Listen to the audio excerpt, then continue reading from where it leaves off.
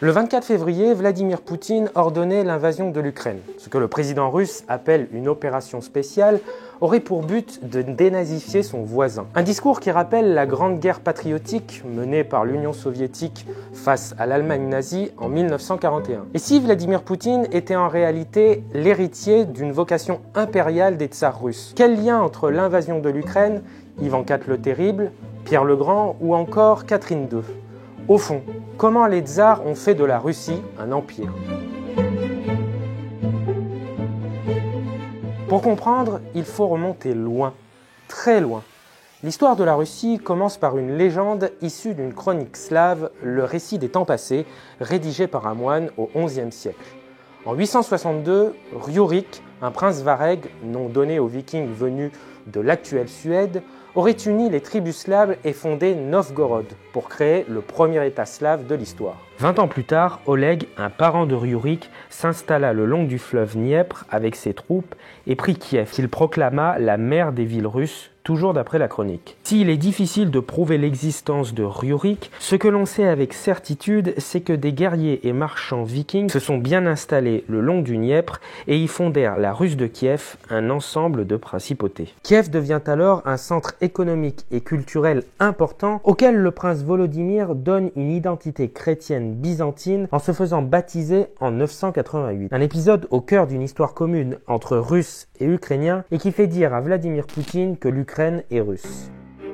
Alors, Poutine voit le baptême de Volodymyr comme l'événement qui fonde la parenté spirituelle entre la Russie et l'Ukraine. La Russie comme l'Ukraine reconnaissent la Rus de Kiev comme leur berceau d'origine et le prince Volodymyr comme un héros qui est révéré des deux côtés de la frontière. Mais en 1240, la Rus de Kiev fut dissoute par l'Empire mongol. En 1480, Ivan III, qui règne sur la principauté de Moscou, proclame son indépendance vis-à-vis du joug mongol.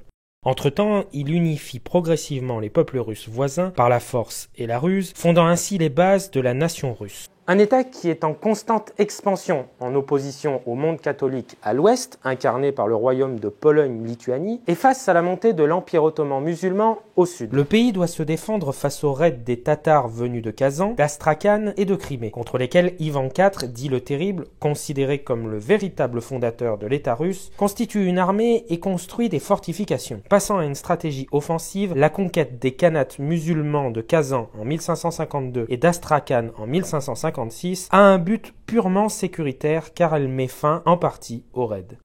La Russie devient alors un empire plurinational et pluriconfessionnel. Elle s'ouvre alors sur un immense espace géographique mais aussi économique sur la steppe eurasienne via la mer Caspienne et vers la Sibérie que des entreprises du marchand de fourrure Stroganov ainsi que des paysans colonisent progressivement. Une expansion qui se poursuit au fil des siècles. Mais alors, comment justifier cet empire qui va devenir immense?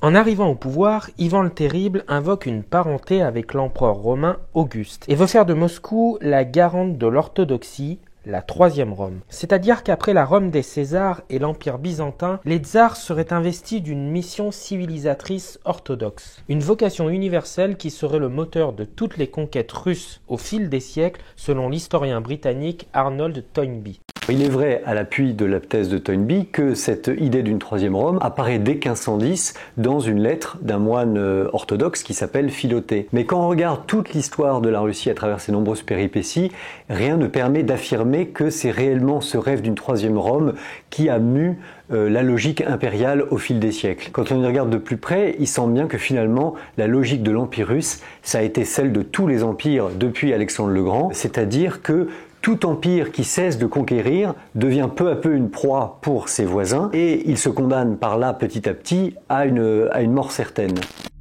Au début du XVIIe siècle, une période de crise appelée le temps des troubles, qui voit l'arrivée d'un faux tsar au pouvoir et l'occupation de Moscou par les troupes polonaises, la Russie est à deux doigts de sombrer. C'est une nouvelle dynastie qui la relève, les Romanov. Ils l'étendent à l'est très fortement, mais aussi à l'ouest en annexant l'Ukraine orientale par le traité de Péreyaslav en 1654. Un traité à la fois symbole d'histoire commune et de controverse entre la Russie et l'Ukraine encore aujourd'hui. Mais les Romanov vont surtout tenter de faire entrer la Russie dans la modernité. Une transition fortement incarnée par Pierre le Grand qui rêve d'occidentaliser son pays et fait des réformes dans ce sens. Ces réformes renforcent l'armée et la marine russe pour permettre au jeune tsar, obsédé par l'accès aux mers, d'acquérir des territoires contre la Suède au bord de la mer Baltique où il fonde sa capitale Saint-Pétersbourg, bâtie sur le modèle des villes européennes, en particulier françaises et italiennes. Mais les réformes civiles ne sont pas assez profondes et suscitent même l'hostilité de la société. Elles ne permettent donc pas à la Russie de sortir de son état de puissance pauvre, selon le mot de l'historien Georges Sokolov. Une politique que Catherine II, montée sur le trône en 1762, continue tout en voulant renforcer la puissance russe en Europe. Elle agrandit l'empire en lui donnant accès aux mers dites chaudes, la mer Noire et la mer d'Azov après la prise de la Crimée aux Turcs ottomans. Un accès qui obsédera souvent les dirigeants russes pour des raisons stratégiques et économiques. Avec son projet grec, Catherine II se veut la protectrice des lieux saints et des chrétiens dominés par les musulmans ottomans dans les anciens territoires byzantins, notamment à Constantinople. Mais elle veut aussi établir en Europe un empire chrétien.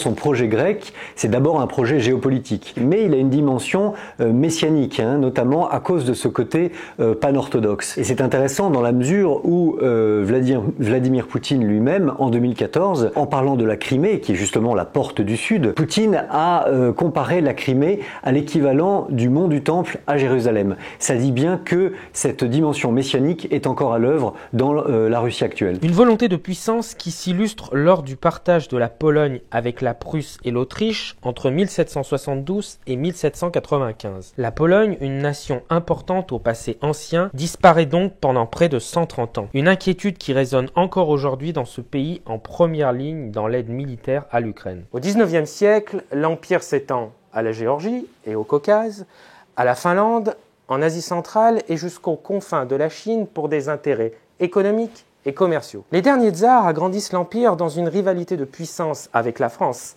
et le Royaume-Uni qui sous-tend les conquêtes coloniales du XIXe siècle. Une rivalité illustrée par la guerre de Crimée en 1853. En 1904, le dernier tsar Nicolas II, en proie à des difficultés politiques intérieures, déclare la guerre au Japon, notamment pour le contrôle de la Corée. Cela se termine par une défaite humiliante qui marque un coup d'arrêt. Elle entraîne des troubles, une révolution en 1905 et réveille les nationalismes, affaiblissant l'Empire à la veille de la Première Guerre mondiale.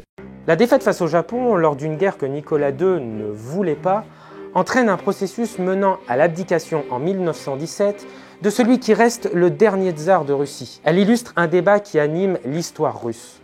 Au fond, l'empire forgé par les tsars a-t-il été un poids pour la Russie ? Selon l'écrivain Alexandre Solzhenitsyn, l'empire des tsars aurait été un fardeau pour la Russie en raison du trop grand nombre de peuples à assimiler, l'empêchant de se moderniser. Une logique impériale que reprendra l'Union soviétique, mais en habillant l'héritage des tsars d'un missionnarisme communiste, alors même que Lénine qualifiait cet empire de prison des peuples. Poutine, il est l'héritier de toute cette histoire impériale qui s'est déroulée au fil des siècles, et donc il est animé par l'idée que un empire qui cesse de conquérir, un empire qui cesse d'avoir des protections à ses frontières, est condamné à mourir à brève échéance. Or justement, la protection des frontières a considérablement reculé depuis la chute du mur de Berlin et depuis ensuite la dissolution de l'empire soviétique. Or, Vladimir Poutine voit depuis des années l'avancée de l'OTAN après la guerre froide jusqu'aux frontières de la Russie comme une menace pour son pays. C'est d'ailleurs une des raisons invoquées pour justifier la guerre en Ukraine. Avec l'invasion de son voisin, le président russe renouerait donc avec la stratégie des 15e et 16e siècles, voyant la conquête comme un moyen de défense, mais qui peut aussi se retourner contre lui. La Finlande et la Suède ayant décidé d'adhérer à l'OTAN après l'agression russe en Ukraine. Cette vidéo est la première d'une longue série. Si elle vous a intéressé, n'hésitez pas à la partager, mais surtout n'hésitez pas à vous abonner au Figaro Histoire si vous voulez en apprendre plus.